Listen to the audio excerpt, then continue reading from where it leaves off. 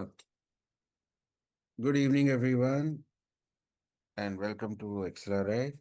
So, I'm Professor Santosh Sangem, a faculty in the finance area and the chairperson of international collaborations. And we are here to talk about XLRI's newest offering, which is the business management PGDM BM with international specialization track. Now, I have with me Professor SP Raj from who is the director of the MS Marketing program at Whitman School of Management, Syracuse University.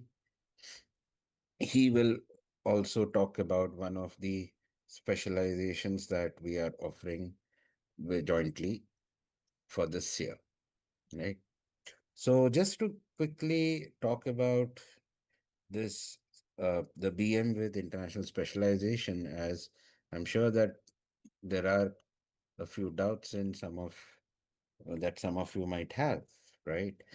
Okay, so the XLRI's BM plus international special with international specialization follows a slightly unique structure in the sense that you do the entire curriculum of the business management program in the first year with the business management students, go through your internship, and then you return in the second year to do some additional coursework at XLRI.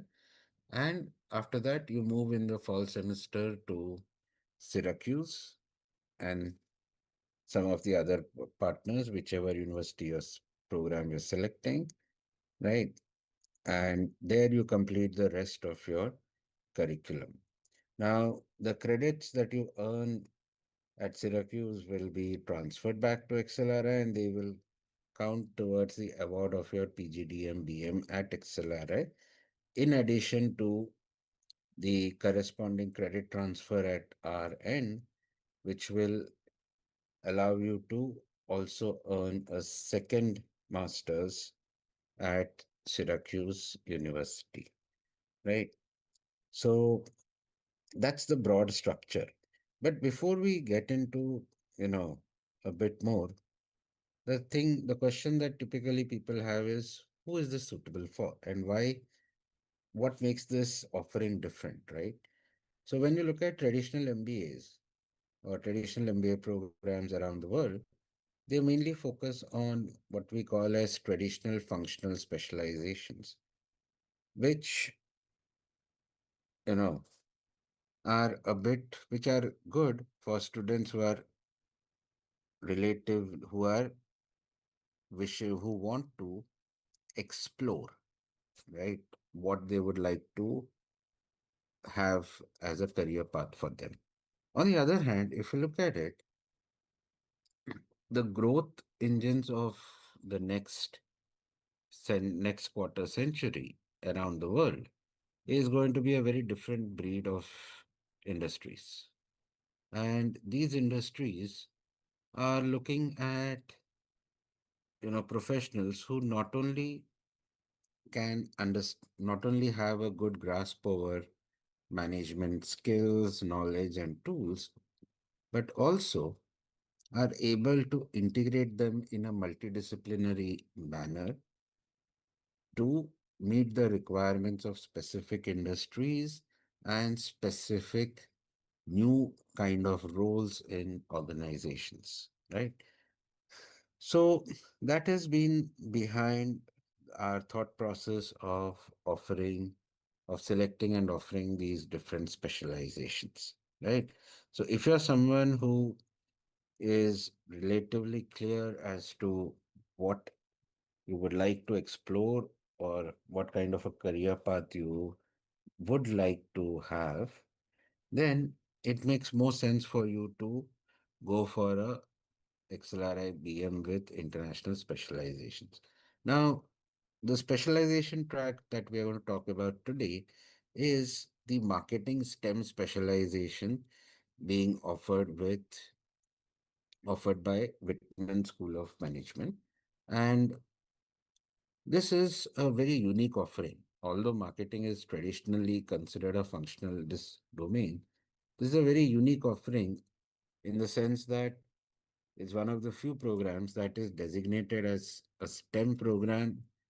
Okay, right. A few marketing programs which are designated as STEM, which follow a very different structure as compared to traditional marketing specializations. And we have with us, as I said, Professor S.P. Raj, who is going to talk about how this program is unique, how it will help you, and also, give you some pointers as for you to think about regarding your application for this program, right? Now, towards the end, I'll also talk a bit about the application process because the application form has been closed, right, for that. So, how do you go about if you have not selected the international specialization option? How do you go about enabling it, right? So, over to Professor Raj. So, Professor Raj, it would be good if you can give us a bit of a background about Syracuse University and Whitman School of Management for the benefit of the participants and the applicants. All right. Hey, thank you very much, Professor Santosh. Uh, it's, as you know, I'm at the other end of the world, so to speak, at Syracuse University. And from the background, I don't think you will be misled to thinking that I'm in the classroom now at 8 a.m., but our classes do start early at 8:30, but not on a Sunday. And but thank you so much for making this happen. I just noticed in the back that it says XLRI was established in 1949. Yes. And the Whitman School of Management, at that time it was not called the Whitman School, it was just called the School of Management, was the MBA, the master's, the graduate program was established in 1948. So great coincidence to be a partner. The other interesting fact uh, that I discovered several years ago was that one of our very first, in fact, in the first entering graduate class was one student, very young at that time, 1948, from India, New Delhi. And he, along with his small class at that time, came to Syracuse, and I had the pleasure of meeting him a few years ago. I went to his home in Delhi and chatted with him. He was still reminiscing about what a great time he had in Syracuse. Unfortunately, he did pass away a few years ago, quite at quite an old age, but very successful. So anyway, thank you. And as for Syracuse University itself, it was founded in 1870. Which is, I guess, over 150 years ago. And Syracuse University also has had a long historical connection with India because it's always been welcome to international students and so on. And in fact, one of the first advisors to the first Prime Minister of India was from our public administration school. He was the Dean Paul Appleby. So our connections to India go a long way, and as I said, it's a nice coincidence that it's 1948 and 49. The business school itself was established in 1919 and became AACSB accredited in 1920. And then, as they say, we fast forward to today. And we are located, just so that people have a little bit of an understanding, uh, about 4.5 hours by car from New York. Boston is about 5 hours. Toronto, if you cross the border, is about 5 hours. Philadelphia is about 5 hours. So all of the major cities just by car are 5 hours. By air, of course, is less than 1 hour by air. So we're very well connected to all the large cities, which is where many of our students go for jobs and so on. But at the same time, our location is good in that the cost of living is very nice, unlike large cities, whether it's New York, Boston, DC, and so on. Uh, so the university itself is quite large. It has 13 different schools, as I said, like public administration and engineering and so on and so forth. And the business school also is quite large because it has all the traditional disciplines, the MBA and MS programs. But what I am most excited about is the MS marketing for a number of reasons. About 6 or 7 years ago, I think it was 2017, which is a little more than 6 or 7 years. 2017, we launched the MS in Marketing program after 2 or 3 years of studying the market, thinking about it, and so on. And we continue to talk to people in industry to figure out if we're on the right track, if we need to adjust anything. And what they all said was, if we want somebody who's purely analytical, I'm exaggerating, we could go to a statistics department. If we wanted somebody purely creative, we could go to somebody in the art department. But what we want is somebody who can bring left brain and right brain thinking to marketing together, which is really left brain being the analytical and the right brain being the strategy part of it, the creative part. And that's what we decided our program will look like, and have been working to do that through the curriculum, the faculty who teach, and the experiences that the students get, and so on. And you may recall a famous statement by a world famous consultant, Peter Drucker, who said, there are only two things in business that are important. One is innovation and the other is marketing, because you need a customer, and marketing creates the customer. Innovation creates the product or the promise that the customer wants. Those are the two things. Fortunately for us, both happen to reside in the marketing department. Of course, we do the marketing side, but we also have something called the Snyder Center for Innovation, which is housed in marketing, that I direct. And that also gives students opportunities to engage in work for faculty, for the center, and so on. So that said, shall I So, share Professor, a couple of slides?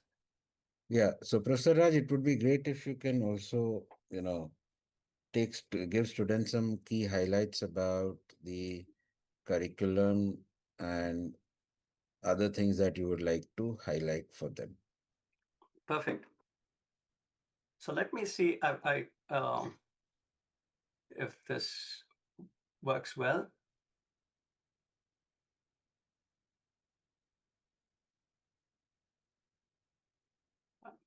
Does this look okay? Yes. All right. So, by the way, that building is not the School of Management, but it's our oldest building, which is from 1870. And it's called the Hall of Languages. It's sort of at the center of the campus. And on the top right, if you can see my cursor, is the very famous dome, indoor dome, where we have basketball, football, and so on and so forth. And if you don't see a picture here during this presentation, you'll see it online at some point. Our building is, if you walk down this path, we're here, somewhere here, physically. So, as I said, our program seeks to connect analytics and strategy, where we think is a sweet spot. And so far, we've been successful with industry wanting such people, be it in the US and India or worldwide, because it's easy to be one or the other. It's harder to be both, because one needs to cultivate the other side of the brain, so to speak. And that is our goal, to cultivate the side where you might want to enhance your skills, and if not, elevate, if you already come to us with a good balance, to elevate both. Also, as I'll mention in a moment, being a STEM designated program implies that we have to be strongly analytical, and you'll see in a moment. So I'll put this all up here. We can go through, you can ask me more questions as we go along. If somebody came to us fresh for the full program to be done at Whitman, it would be a 30 credit program, which is 10 courses. Each course is 3 credits. And because of this special partnership with XLRI, the program will only be 24 credits because 6 of those credits are the equivalent of 2 courses you would take at XLRI, and therefore you're able to waive those 6 credits. And the reason we're able to do it is because XLRI is also such an outstanding institution, and the partnership is likely to work very well with the students that you are likely to admit to your program, and then if we admit them to ours. Being 30 credits, if somebody started afresh, not somebody from XLRI, but if somebody started afresh, they can choose to complete it in 2 semesters, which is 9 months, or do it in 3 semesters, which is 18 months, because there's a summer in between, or do it in 4 semesters with a summer in between, which is 21 months. So in your case, those who come with only 24 credits, they could do it in 9 months or 18 months, unless they choose to take extra courses, in which case they extend it to 21 months. Now, you may ask me, why is everybody not, in fact, most students from India and other countries go on to 18 months, they go beyond the 9 months, they go to 18 or 21, is the summer offers internship opportunities, which if you find a good internship and you want to do it, this allows you to do that, to explore that. And also, of course, experience the culture and so on, the business culture and the general culture of the US. If you choose to do it in 9 months, you will not have the opportunity to do an internship as part of the program because of various government regulations. You must study for 2 full semesters, and this is true anywhere in the US. You must study for 2 full semesters before you can engage in what they call CPT or an internship. And so if you do it for 18 months, you certainly can do an internship in the summer if you find one, and then complete in the final semester. It also is such that you may be able to reduce the number of courses you take in that final semester if you do an internship. That gives you more opportunities to explore full-time jobs, whether it's in the US, Canada, Europe, India, wherever you choose to go after that. And so you also have the time to do that. So that's the flexible completion option. It may sound simple on paper, but for us, it was, I'm sure you're all familiar with the idea of a Rubik's Cube, where you're trying to do 3 different things to get them all aligned so you have the same color on each side. And I say it's like a Rubik's Cube because we wanted to be sure we could be a STEM program, which I'll explain in a moment, which has some rather stringent requirements. Secondly, to be able to complete it in 9 months or 18 months, or in this case, in 21 months. And so all of those things had to be satisfied and to be able to engage in work opportunities if you choose to. So we had to do a lot of designing of the program to be able to get it just right, which means once you start, you sort of know what you can accomplish. The STEM designation, I'm sorry. Sorry, no, I'll come to you after this. So Okay. maybe with when you're talking about STEM designation, you could also talk a bit about, OPT, Yep. what kind of career opportunities students have, right? And what kind of access to career services they will get at Whitman. Yeah. So that is in fact the next topic, and I'll talk a little bit of where our students have gone, both in the general program and in the MS program, but in marketing in a bit.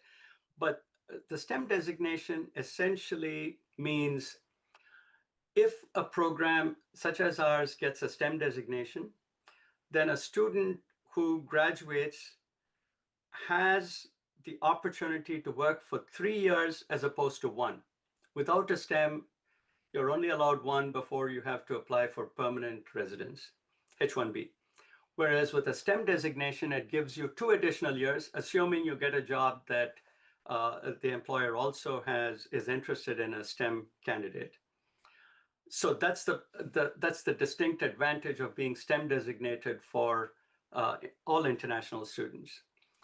And to be STEM designated, we do and have to emphasize the analytical and the tech-driven aspects of marketing, which is where I said this all fit very well with our vision of what this program should look like, because that's what industry was and is looking for. Not just technology, not just analytics, but a fusion of strategy and analytics, analytically driven strategy, which our students will come out with. And so that's what the STEM does. And I'm happy to say that this year we just graduated, so I don't know what the outcomes are, but I went back and looked at all the last several years of our MS marketing students, and they're all gainfully employed.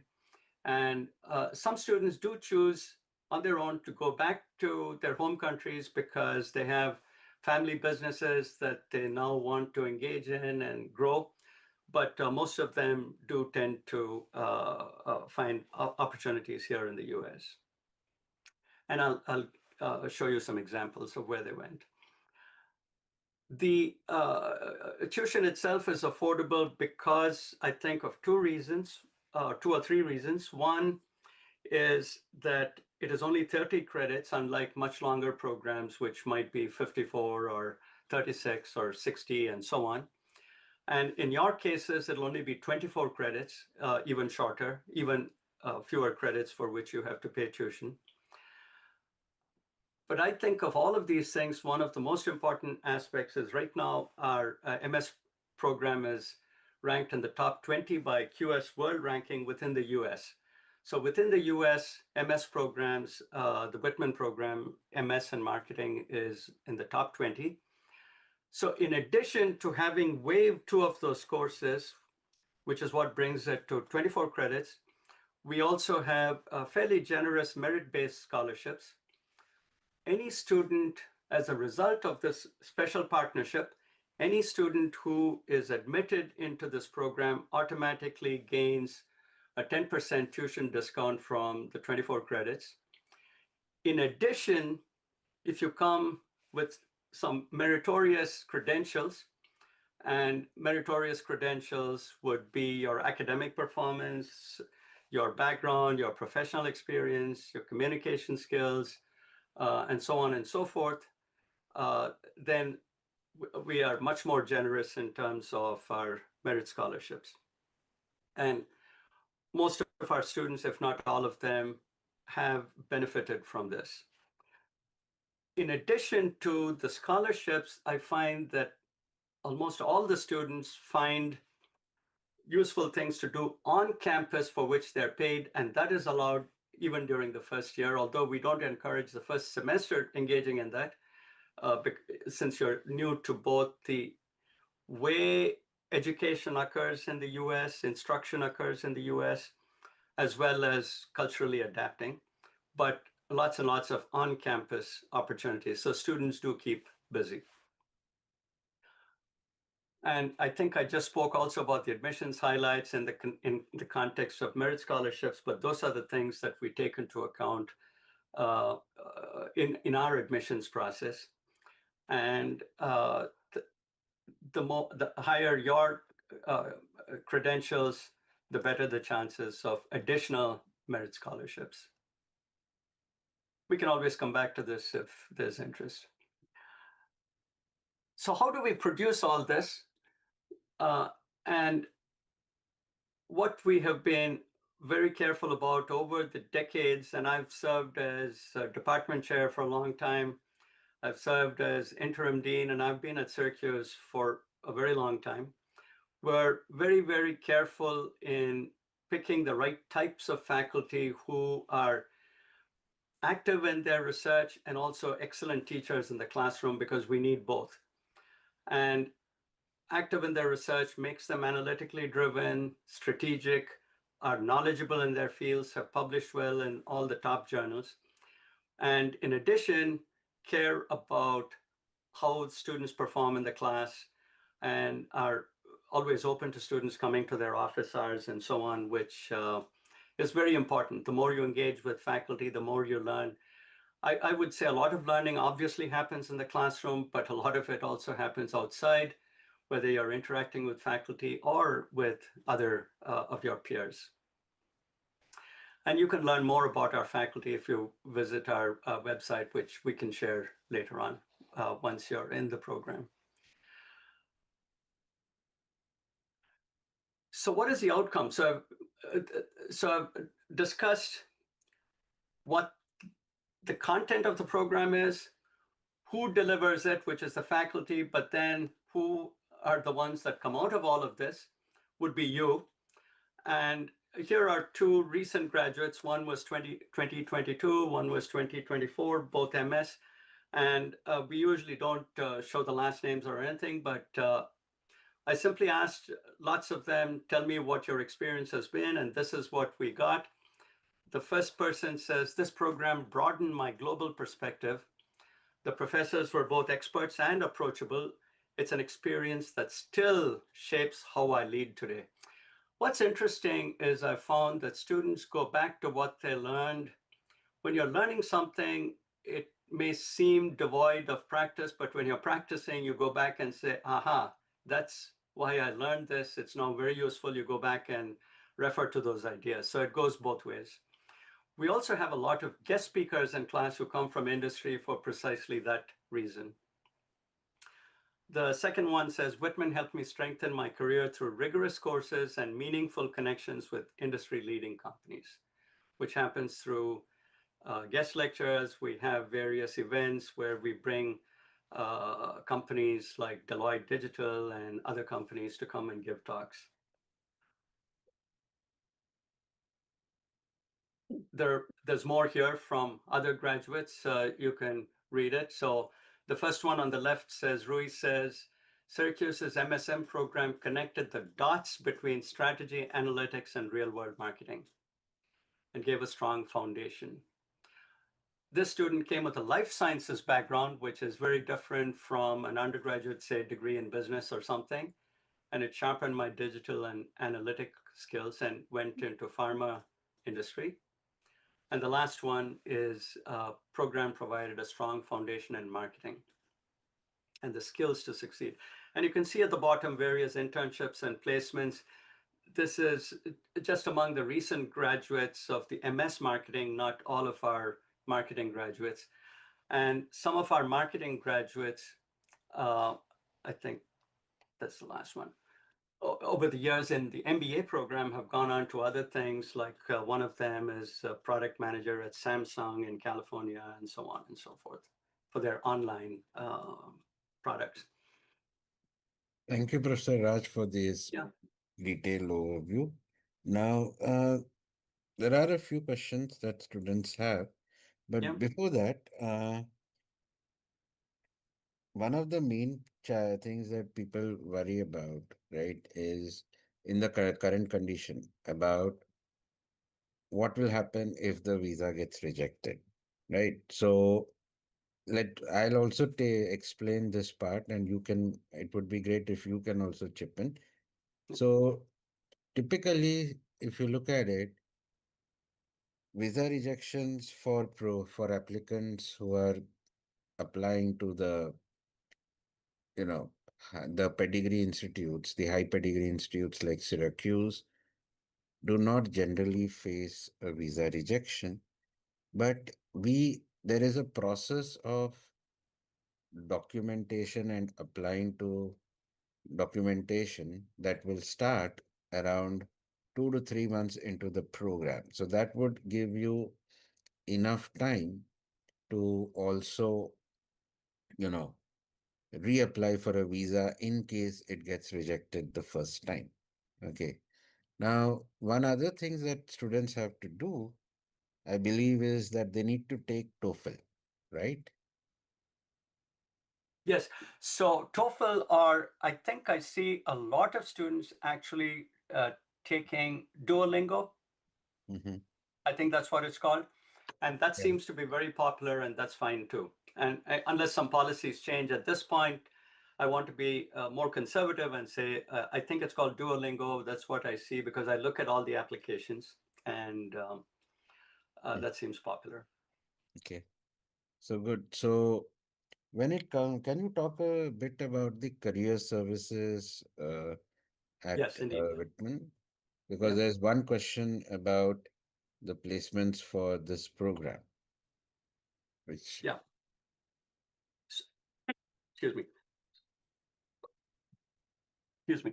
So we have a dedicated career services. I won't call it a department, a career services area within the school, which has several staff with lots of experience, and some of them are dedicated just to the MS programs, graduate programs, and as a anecdotally, in fact, I've heard students write to me years later and say, so and so in the Career Center was a great help in guiding me in getting my first job. I should say that it's a combination of everybody working together. Career service is the student's primary point of contact, but they also talk to faculty who may have their own contacts through consulting or otherwise. And networking is the word we use here a lot. I'm sure it's used in India too. And networking with just about everyone helps, but there is a dedicated career office where I would say that should be the first port of call for any students, that any student who's admitted. In fact, over the summer, once somebody is admitted, they reach out to them and say, please send us your resume and this, and they've got some protocol there. And most students at XLRI, I think, will already have a resume, but as you know, there are contextual differences for various countries. So we help through the career office refine them for the US market so they start preparing that.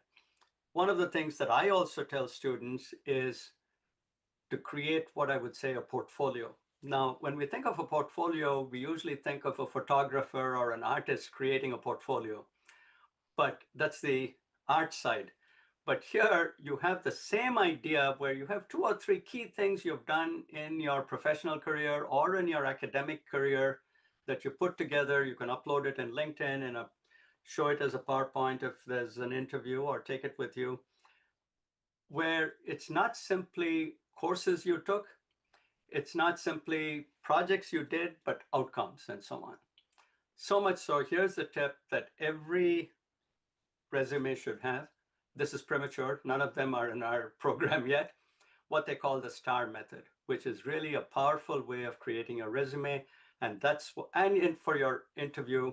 And that's what the career office focuses on. So they're there, and you need to reach out to them when you first start, or even before you come to campus. Usually it's in August that you come to campus. Hope that helps.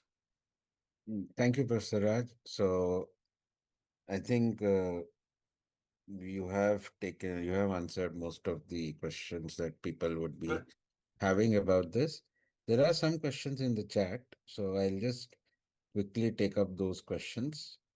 So when you're talking about the placements for BM with international specialization, uh, Professor Raj has already talked about the career opportunities, right, that you can look for through the OPT route, right? And so that's that's how it will be, right?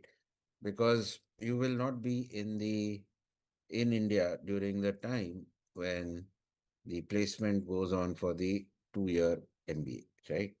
Okay. Now, another question was about how to choose the BM with international specialization track in the ZAT form. For those of you who already filled the forms, right? Uh, Now, just a couple of things regarding the admission process, right? The BM with international specialization track will have the same process as for the regular BM program. So the cutoffs will remain exactly the same. There'll be a single interview process, no multiple interviews, right? Okay, none of that. So it will just be one common process.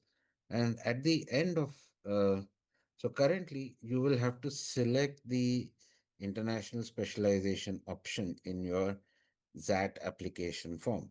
So those of you who want to go for this option, you can write directly to the admission office, right? You would be having their mail IDs, but for those of you who don't have it, right, the email ID is admis@xlri.ac.in. So please write to the admission office. They will inform you of they will take you through how you can add this option, right? Now, you don't have to select which of the specializations that we are offering at this stage, right? So that comes much later if you're selected and you get the offer for joining the BM with International Specialization track. So at that point of time, once you are selected and you get the offer letter, you have to get back to us with which specialization track you would like to opt for, right? So right now, if those of you who would like to get their ZAT forms modified, I would suggest that you please write to the admissions office. They will help you with this. So with that, I think we complete the questions that have been asked so far. And So I assume at the end of this, they will actually, and I was just thinking of it, they get 2 degrees, yes, and which that's is a what very, very I had innovative also idea talked about. from XLRI and us, Yeah. which yeah, fantastic. Yeah. So each student, so the students who go for the international specialization track will be awarded XLRI's PGDM BM and the corresponding degree at the MS in marketing for us. Yeah. Yeah. foreign university. So in Syracuse, in the case of Syracuse, it will be the MS marketing, right? So this also allows you, the opportunity of getting both the degrees at a much lower combined cost than if you were to do both degrees separately. And that's made possible because of the Yeah. credit transfers and the merit-based scholarships that Syracuse has agreed to offer to the students in the program, right? But again, merit-based scholarships mean that you need to study hard at XLRI, right? So Yes. it won't come just like that. So before we wind up, again, just a quick thing, right? These specializations are multidisciplinary. They are quite different from the traditional functional specializations, right?